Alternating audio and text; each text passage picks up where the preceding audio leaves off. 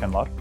Job title is CIO. Primarily, I was brought on as the first CIO because the company was growing via M&A, and they had multiple ERPs, multiple divisions, and some challenges. And so far, Phocas has helped a lot to at least get us aligned on reporting and analytics strategies. Our business data is critical.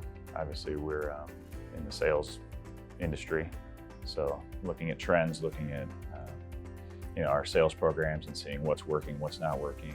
Data sources we integrate are SX, JD Edwards for our primary ERPs, and then we're also looking to bring in some vendor data for point of sale to compare against our sales data.